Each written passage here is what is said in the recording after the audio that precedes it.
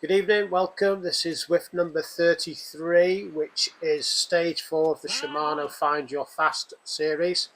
This is one lap on the Jurassic Coast route, 19.5 kilometres in distance, 212 metres of inclines, and by the time we rolled over the start line, there were 151 riders, and I joined the ride or the pen 17 minutes before the start of the race because I could see that there was going to be a huge amount of riders and I didn't want to be too far back. So, like I said, joined 17 minutes before the race started and was right at the front when there was only about 20 people in the pen.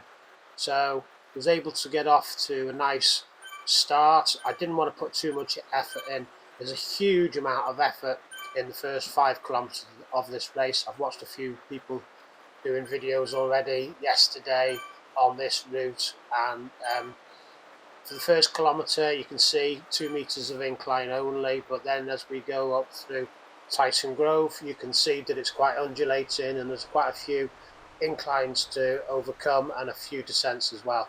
What I decided I was going to do is punch on the downhills and punch hard on the downhills to take out the effort of having to power up hard going on the uphills. So you might see that happening over these next few bits here. Push hard just about here, and then momentum taking me up over the top, and I carried on doing that. But what I found is that obviously it's a tough old start, and I was getting quite tired, but reasonably happy with my position. Although I was 94th at this point, you can see that my average watts is 260 after 2 kilometres, and here's one certain effort where you can see that I've powered up through over that incline, but then just able to ease off now and let everybody come back past me. I didn't want to be out in the front for too long because I'm very conscious of how beneficial that draft can be.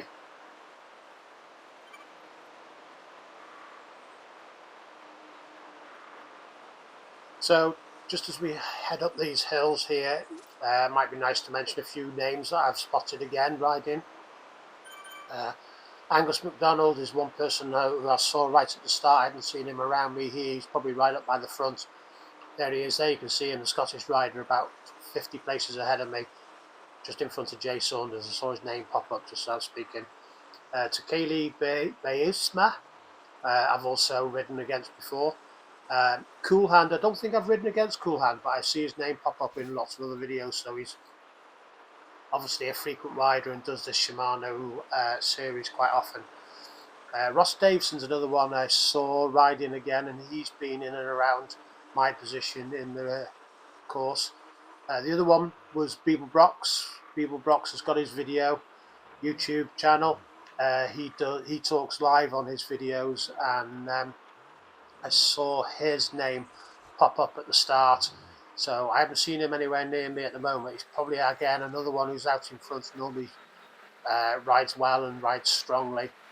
And then the other one I saw was Paul Jenkins. He's another one I've mentioned in some of the other videos. So here we go. 3.8 kilometres to go. This is the start of the 1 kilometre of hell going up this incline here now. So I've already been distanced by the group in front.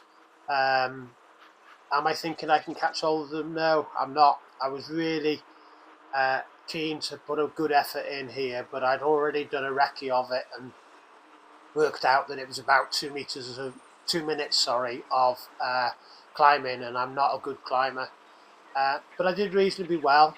I changed gear a little bit and moved up a gear, increased my cadence, and from time to time I was up out the seat and powering up, but not really making any inroads. But as we're getting halfway up this incline, 4.6 now, I'm thinking I've got to be in a draft of a group. I've got to be in with a group, else I'm going to get distanced completely. So that when I get to the top, hopefully my higher weight compared to most of the other riders is of benefit, and I can just ease off on the power and use the drafting effect of my weight just to sit in with somebody.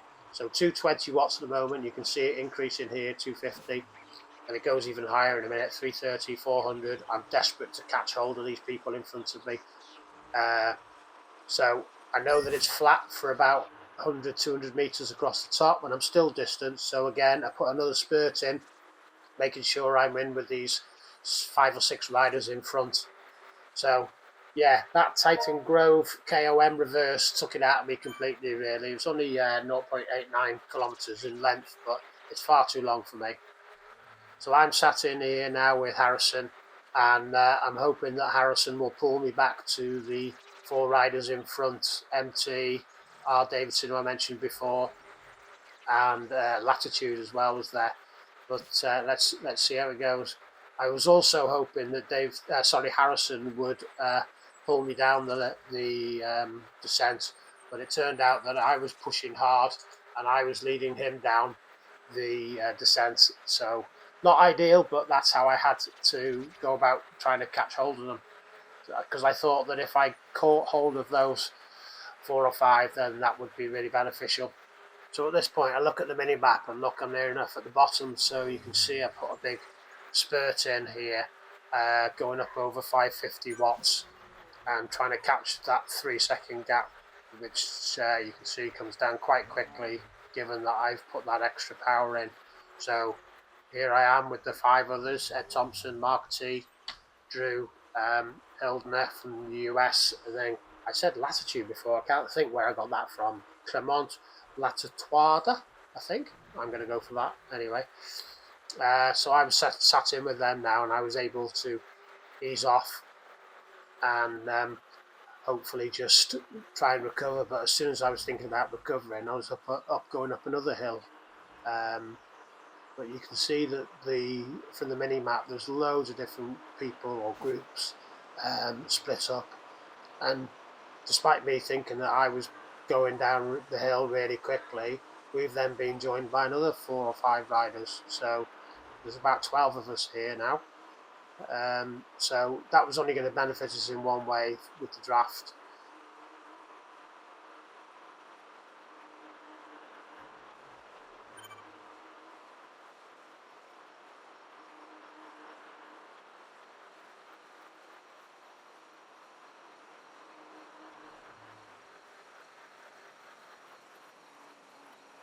So although I'd assumed that we were all going to blob up, we were all quite stretched out. So these undulations, you've got to really concentrate, else you can quite easily get dropped. So I did power up over one of those slight humps about 100 yards ago, and was able to catch up with all these people. So there's 1, 2, 9, 10, 11 riders just coming to the screen, but then there's a few others who are only about a second behind. So there's about 15 riders now. We've all blobbed up here now, on the way down to Saddle Springs and the roundabout and the right-hand turn to take us on the coastal route.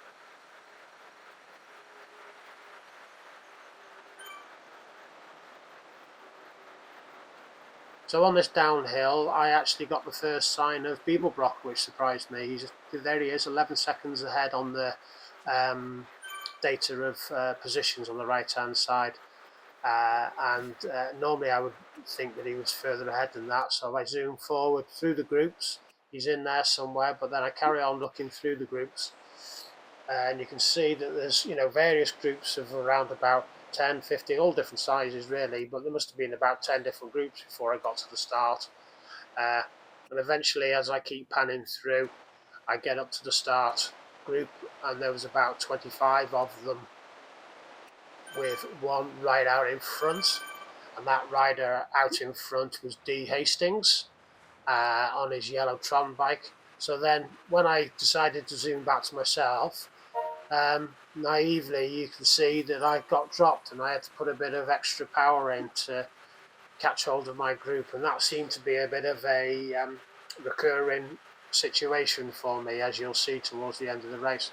But powered up, caught back hold of the group, didn't have to put too much effort in, but I wish there was a way of overcoming that situation, that I try and find out what's going on ahead of me, but then ultimately I always end up, or have done on numerous occasions, being distanced from the group I'm riding with.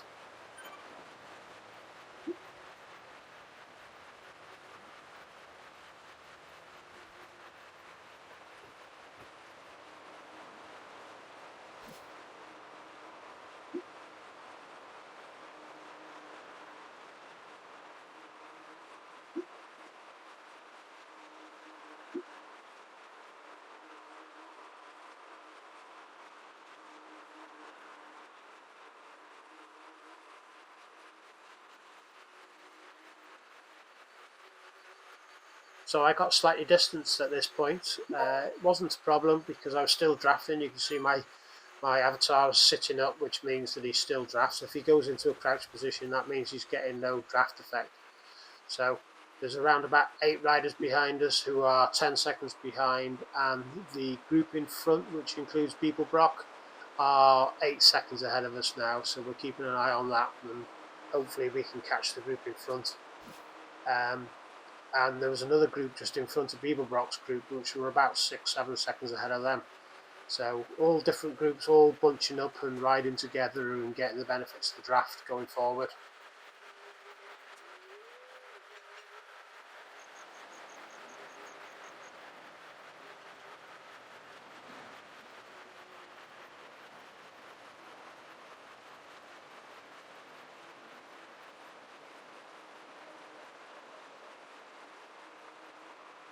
So as we come up to the woodland sprint, I am making an effort to try and bridge the gap here.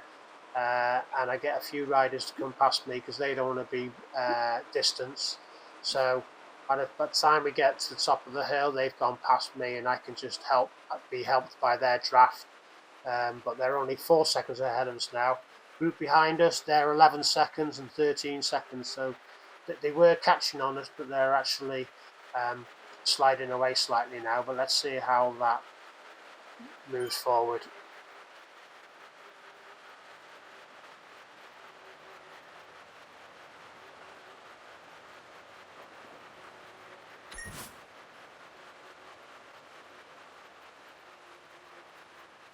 So as we leave that gravel section, we catch Beeblebrock's group, and I continue to power up. You can see my watts are right up, 420, 430.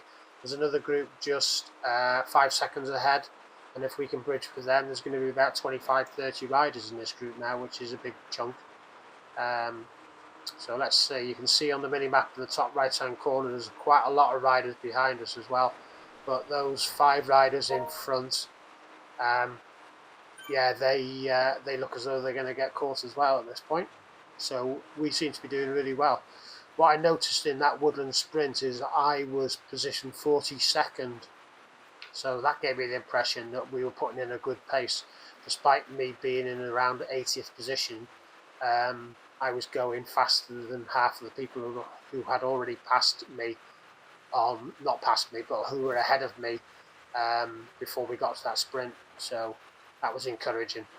So as we're going down the hill now, you can see we're really spread out. I'm very conscious that I need to keep hold of these riders. We've only got 3.3 kilometers to go. This is a point normally where people will start to make that extra effort and make a break for it so that they can improve their position.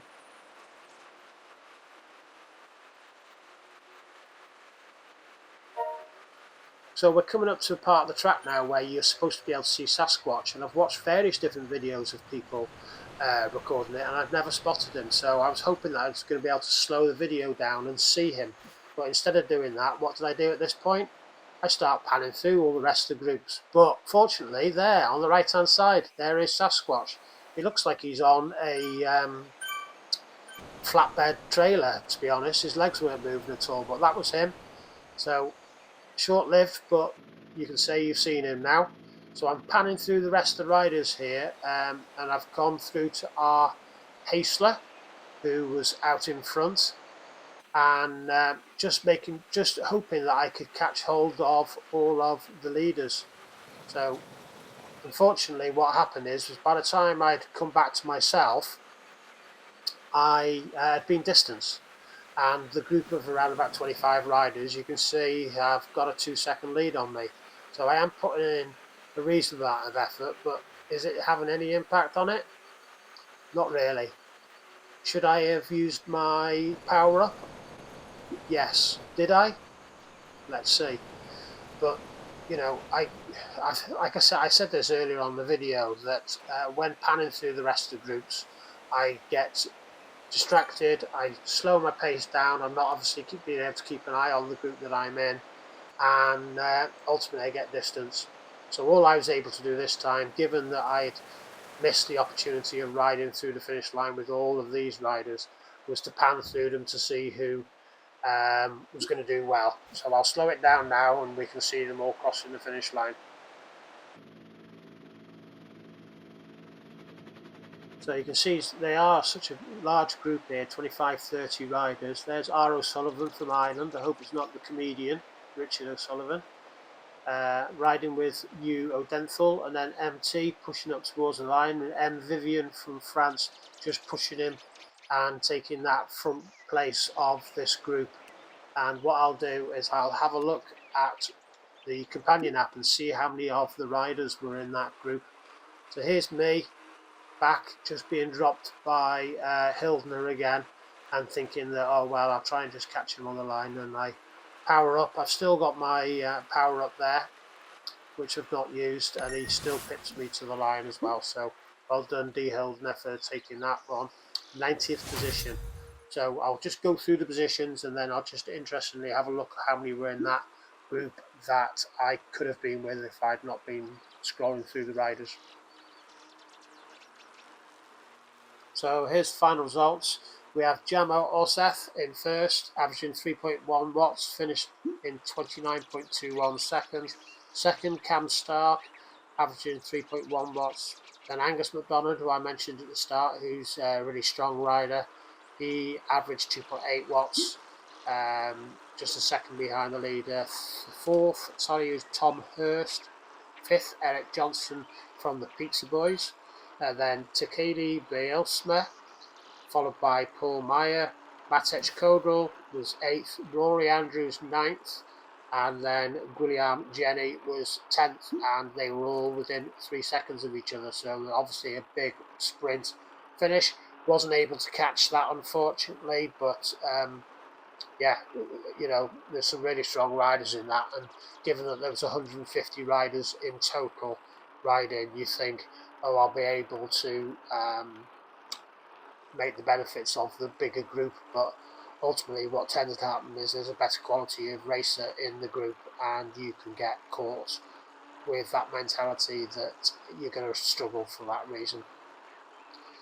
So that was the end of the ride. I felt a little bit despondent finishing 90th, but when I saw that I'd still ridden at 2.6 watts, I was quite pleased, and that's actually been an improvement on some of the rides recently that have been slightly less watts than that. So 2.6 watts on a really tough course, I can take that as a positive from the whole ride. So I hope you've enjoyed watching it. Please subscribe. All the other videos on YouTube I watch, everybody suggests that it helps the algorithm if you've got more subscribers and if people like. So if you can do those two things, that would be helpful. Or if you just want to subscribe just for the mere fact of boosting my own ego, that would be nice as well. So anybody who wants to get notification when I'm riding, the best way to do that probably would be to follow me on Zwift and then send me a message maybe. Or I don't know how feasible it is for people to join my club, which I've set up, or the club, which is Skids CT, Skids Cycling Team. And you can just come along and join that group, and I send the odd notification out. But if it was to be something that there were a lot more riders wanting to know when I was riding so that they can see their races back, then I would certainly be posting when I'd be riding next. Not sure when I'll be riding next, because Friday night is a night I would normally ride, but I'm not actually away this Friday. Going to watch the Mighty Owls play in Sunderland. So probably catch up with you on Saturday. Last week I rode at dinner time in the Dirt Data Day race, so potentially would like to be doing that one again. So hopefully catch you all again soon. Don't forget to subscribe.